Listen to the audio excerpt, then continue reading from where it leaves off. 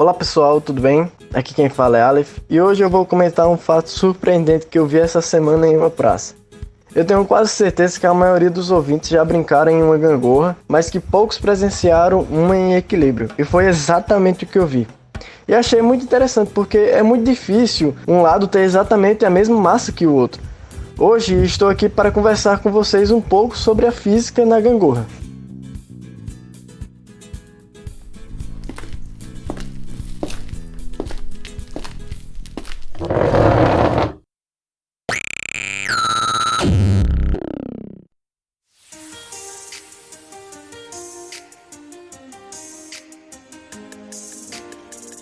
Olá pessoal, estamos dando início a mais um programa. Nossas ondas sonoras chegam até vocês através da rádio escolar do IFRN Campus Caicó ou do nosso canal no YouTube Ensaios de Física. Se você ainda não se inscreveu no nosso canal, fica aqui o lembrete.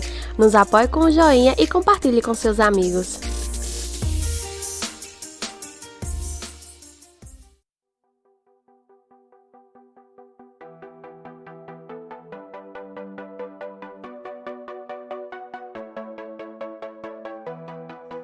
Na gangorra encontramos vários elementos da mecânica, que é o estudo geral do movimento e do equilíbrio. E bom, provavelmente se você teve infância saberá como a gangorra funciona. Mas para os que não sabem, a gangorra é uma máquina simples que funciona como uma alavanca. A gangorra é formada por uma tábua longa e estreita que fica apoiada no centro sobre um elemento que permite que a tábua gire, inclinando ora para um lado, ora para o outro. A gangorra está geralmente equipada com assentos em cada ponta. Para que ela funcione bem, basta que as pessoas sentadas em um lado alternadamente impulsionem o chão com a perna, a fim de fazer com que seu lado suba e seu amigo do outro lado desça. Assim, as pessoas se divertem no processo. No entanto, você já parou para pensar o tanto de física que tem na gangorra?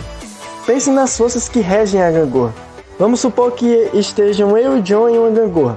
Tanto eu quanto John somos puxados para baixo pelo planeta Terra através da força-peso.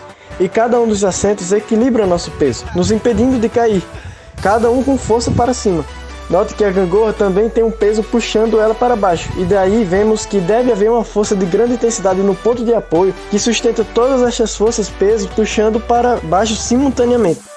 De vez em quando alguém empurra o chão para baixo, o que faz com que, pela lei de ação e reação, o chão acabe empurrando a pessoa para cima. Só sobe quem empurra o chão para baixo, já notou? Outro fator muito importante na gangorra é o torque, também chamado de momento de uma força. O torque mede o quanto uma força pode fazer o objeto girar.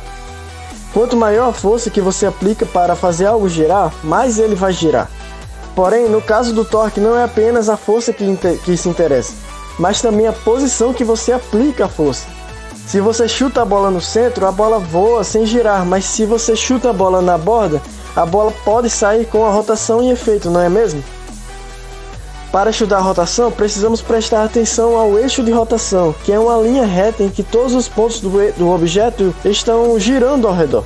Este eixo de rotação é importante, pois uma força só produz torque se não passar por esse eixo. Na verdade, quanto mais distante desse eixo, maior é o torque que a força pode dar ao movimento de rotação. Pense na porta, por exemplo.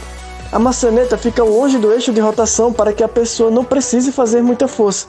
É por isso que uma gangorra muito dura poderia levantar um carro. Basta que o carro esteja próximo do eixo de rotação, fazendo um torque pequeno e uma pessoa esteja bem distante do eixo, aplicando um torque maior. Mesmo que a força da pessoa não seja suficiente para levar o carro, a partir do torque transferido pela gangorra, o carro seria suspenso sem muito esforço. Este princípio é tão fantástico e poderoso que o famoso matemático, físico, engenheiro, inventor e astrônomo grego Arquimedes chegou a declarar que dê-me um ponto de apoio e uma gangorra que levantarei o mundo. Agora, podemos voltar ao início e discutir as possibilidades de encontrar uma gangorra bem equilibrada, sem nenhuma das pontas tocando o chão. É claro que se a gangorra estiver enferrujada, isso é mais fácil de ver, né? Porque existe uma força de atrito e tal, enfim.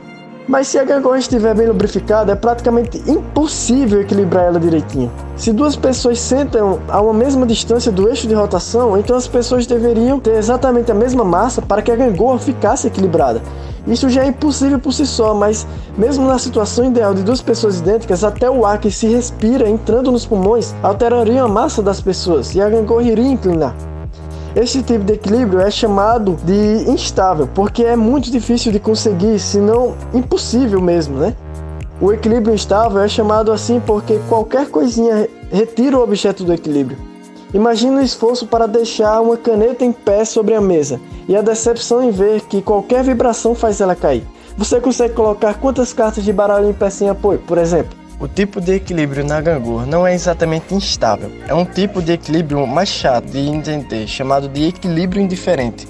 A situação ideal onde o torque de um lado é exatamente igual ao torque do outro lado da gangorra não tem nenhuma inclinação preferencial. Esta falta de inclinação para onde a gangorra vai fez os físicos chamarem este equilíbrio de indiferente. É este princípio de equilíbrio que nos permite construir umas balanças de maneira não muito complicada. Já viu que algumas balanças no açougue se parecem com uma gangorra? Você coloca uma galinha na gangorra e do outro lado desliza um peso de massa conhecida até uma distância em que o torque fique igual. Assim você acaba descobrindo a massa e o peso da galinha. Legal, não é mesmo? Viva a gangorra! Agora, bom, pensando bem, eu acho que aquela gangorra da praça estava enferrujada, né?